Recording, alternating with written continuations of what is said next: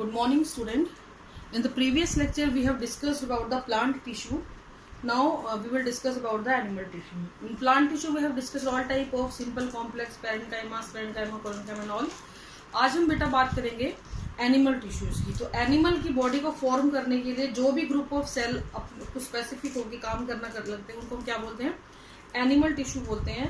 And the basic difference between animal and plant tissue is animal tissue जो होता है वो ग्रोथ करते हैं और उसके अंदर जो सेल जो बनी होती है they do not have the cell wall. Okay, तो एनिमल टिश्यूज की हम लोग बात करेंगे। तो अगर इसको डिफाइन करना है तो सिंपल सी बात है कि वो सभी टिश्यू जो एनिमल सेल से मिलके बने हुए हैं, स्पेशलाइज्ड हो गए और किसी एक फंक्शन को परफॉर्म कर रहे हैं, उसको हम क्या बोलते हैं बेटा?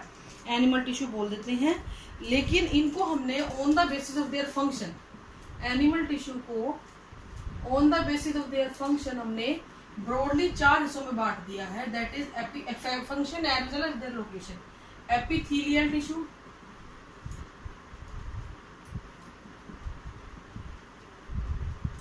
कनेक्टिव टिश्यू,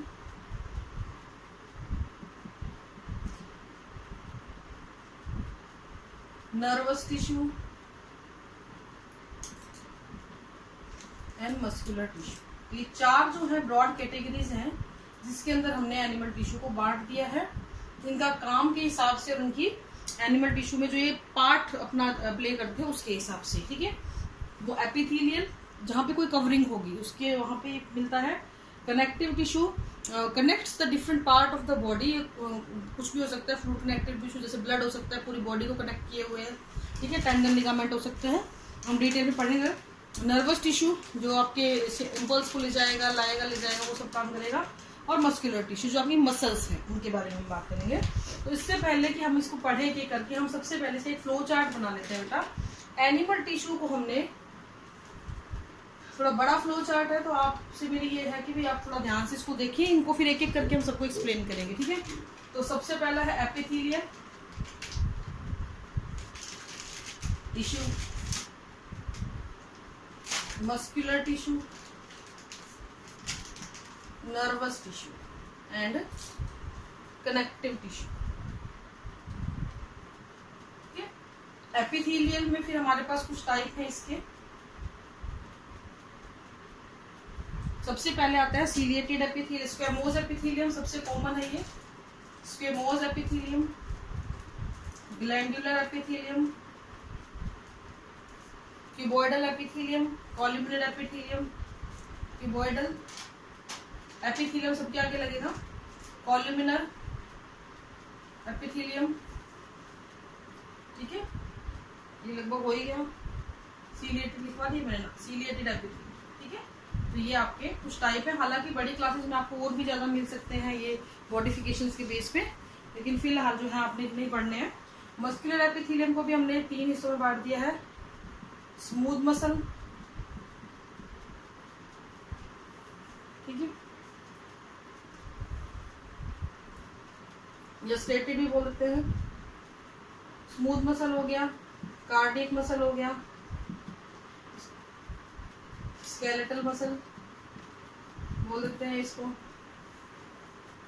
स्केलेटल मसल हो गया, स्ट्रेटेड या non striated muscle, striated muscle हो गया। उनके बहुत सारे नाम है तो वो हम आगे बताएंगे। न्यूरॉन्स के कोई टाइप में सब टाइप नहीं होते, सिर्फ इनकी लोकेशन अलग अलग होती है। कनेक्टिव टिश्यू जो है उसको मैं एरियोलर टिश्यू, डेंस कनेक्टिव,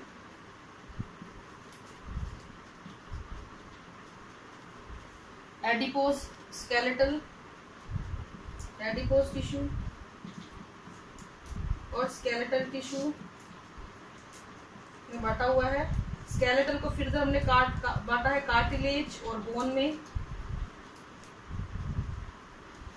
ठीक है। इसके अलावा एक और रह गया आपका, कहाँ बनाऊँ, यहाँ बना देती हूँ बेटा, थोड़ा सा देखना। फ्लूइड कनेक्टिव टिश्यू, इसमें आपके ब्लड और प्लाज्मा आएंगे। फ्लूइड में आपके ब्लड और प्लाज्मा, थोड़ा बड़ा है ये फ्लो चार्ट, मैं इसको अभी आपको समझाऊंगी। एरियोलर टिश्यू है डेंस सेगमेंट में आपके टेंडन, डेंस कनेक्टिव में टेंडन और लिगामेंट,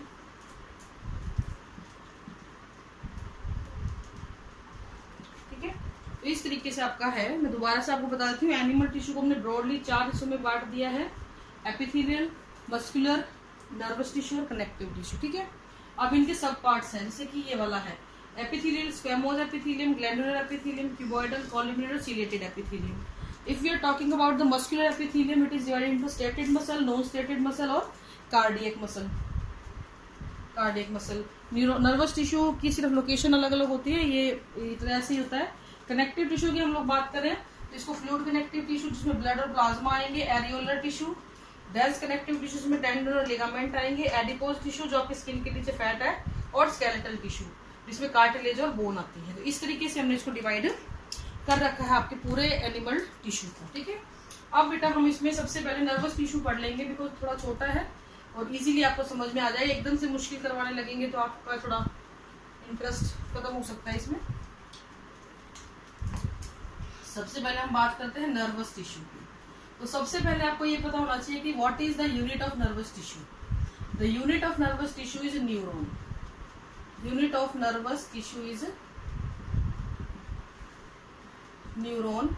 न्यूरॉन होती है, ठीक है। न्यूरॉन जो होती है ये आपके बहुत सारी मिलियंस ऑफ न्यूरॉन मिलके आपका नर्वस टिश्यू को फॉर्म करती हैं। ये नर्वस टिश्यू, ये जो न्यूरॉन होते हैं आपके ब्रेन में, स्पाइनल कॉर्ड में और सेंस ऑर्गन्स में, इन सभी जगहों पर ये पाई जाती है। इसकी वजह से ही वे जो फिलहाल जो एक्टिविटी आप कर पा रहे हो ना, देख पा रहे हो, सुन पा रहे हो, ठीक है, ये सारी की सारी, गर्मी भी आपको लग रही होगी, पसीने आ रहे होंगे, ये सारी की सारी जो एक्टिविटी होती है ये किससे परफॉर्म की जाती है बेटा? नर्वस टिश्यू के द्वारा ही। अगर आपका नर्वस टिश्यू काम करना बंद कर दे तो आपकी बॉडी रिस्पॉन्ड करना बंद कर देगी। तो ये एक ऐसा टिश्यू है जिसमें डेंसली पैक्ड न्यूरॉन्स होते हैं। जो आपके लोकेशन कौन कौन सी है मैं आपको बता चुकी, ब्रेन, स्पाइनल कॉर्ड और सेंस ऑर्गन। ठीक है, अब इसके मैं डायग्राम आपको बना के दिखाती हूँ। ये डायग्राम बहुत बार आता है, इतना मुश्किल नहीं है ये।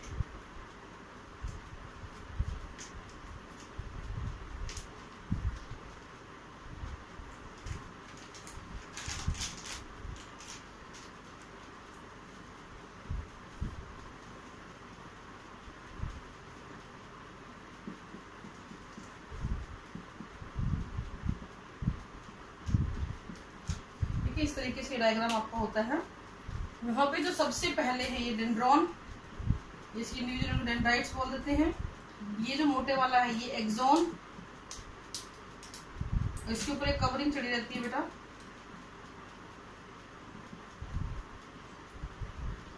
ये एक्सॉन टर्मिनल, ये बीच वाली ये सेल बॉडी, ये साइटोन इसको हम बोल देते हैं। ये मेडुलरी शीथ, ये न्यूक्लियस, ये नोड ऑफ रैम्बियर,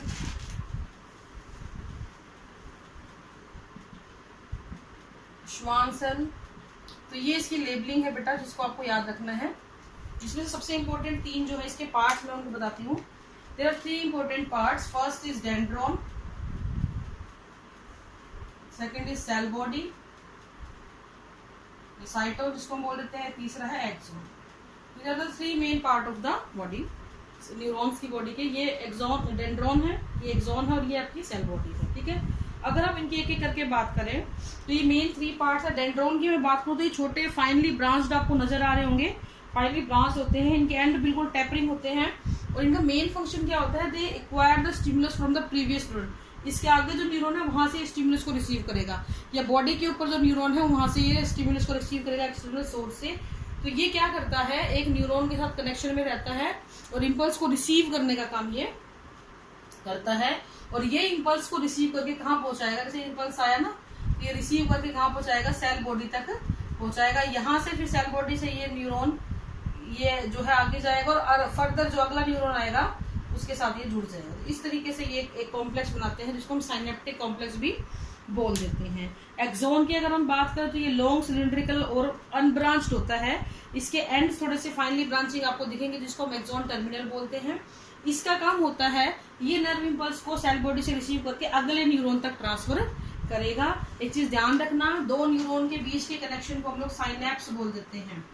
और साइनेप्स यानी कि 2 न्यूरॉन, यहाँ पे एक का एक्सॉन एंड है तो अगले का डेंड्रोन, इसका अगर एक्सोन है तो अगले वाले का डेंड्रोन, फिर इसका एक्सोन, फिर अगले वाले का डेंड्रोन। तो इस तरीके से ही होता है। और इम्पल्स हमेशा ट्रेवल करता है डेंड्रोन से एक्सोन, फिर अगले न्यूरॉन का डेंड्रोन, फिर इसी न्यूरॉन का एक्सोन, फिर अगले का डेंड्रोन। तो इस तरीके से ट्रैवलिंग होती है। इन बिटवीन सेल बॉडी तो सब में आएगी ही आएगी। सेल बॉडी एक मेजर पार्ट होता है क्योंकि इसके पास न्यूक्लियस है, ये रेगुलेट करता है पूरी बॉडी, इसके पूरे न्यूरॉन को। इसके अलावा यहाँ पे नीजल ग्रेन्यूल की प्रेजेंस देखी गई है, जो कि स्मॉल राइबोसोम या फिर एंडोप्लाज्मिक रेटिकुलम के कुछ पार्ट होते हैं, and it is very specific for the nucleus. ये और कहीं इसकी प्रेजेंस बहुत कम देखी गई है, यहाँ पे इसकी प्रेजेंस देखी जाती है नीजल ग्रेन्यूल, नीजल ग्रेन्यूल, ठीक है, नीजल ग्रेन्यूल की प्रेजेंस देखी गई है। अगर हम इसके फंक्शन की बात करें तो डेंड्रोन का फंक्शन स्टिमुलस को रिसीव करना, एक्सोन उसको कैरी करके आगे ले जाएगा, और सेल बॉडी इनके बीच में कनेक्शन का काम करती है। तो इस तरीके से इनका प्रॉपर जो फंक्शनिंग वो यही है कि स्टिमुलस को रिसीव करो और आगे भेज दो। न्यूरॉन्स के on the basis of their function there of 3 type, sensory neuron और मोटर न्यूरॉन, और बीच में रिलाइंग न्यूरॉन भी आते हैं। सेंसरी न्यूरॉन, जैसे मैंने किसी चीज को टच किया तो मुझे गर्म लगा, तो मेरे यहाँ पे सेंसरी न्यूरॉन थे जिन्होंने स्टिमुलस को लिया और मेरे ब्रेन को बताया कि कुछ टच हुआ है। ब्रेन ने उस टचिंग को इंटरप्रेट किया, गर्म था या ठंडा। अगर गर्म था तो ब्रेन ने बोला हाथ पीछे कर लो, तो जिसने रिसीव किया स्टिमुलस को वो सेंसरी, और जिसने हाथ पीछे करवाया वो किसकी वजह से हुआ, मोटर न्यूरॉन की वजह से हुआ। तो इस तरीके से कोऑर्डिनेशन में काम करते हैं। जैसे कि मैं अभी बोल रही हूँ, आपको सबको समझ में आ रहा है क्या बोल रही हूँ, कैसे बोल रही हूँ। तो ये सब चीजें क्या होती हैं बेटा, इम्पल्स है। मेरा बोलना एक इम्पल्स है, आप मुझे देख पा रहे हो ये भी एक इम्पल्स है। रोशनी जो है आपकी आंखों में जा रही है तो मेरी इमेज बन रही है, या ये डायग्राम की इमेज बन रही है। कानों में आवाज जा रही है तो आपको ये सुनाई दे रही है। ये सब किसकी वजह से हो रहा है बेटा, न्यूरॉन की वजह से हो रहा है। तो न्यूरॉन हमारी बॉडी का एक बहुत ही एसेंशियल पार्ट है। अगर न्यूरॉन डैमेज होता है तो उससे कॉरस्पॉन्डिंग फंक्शन भी अफेक्टेड हो सकते हैं। ठीक है बेटा, तो this is all for today. Thank you and have a nice day.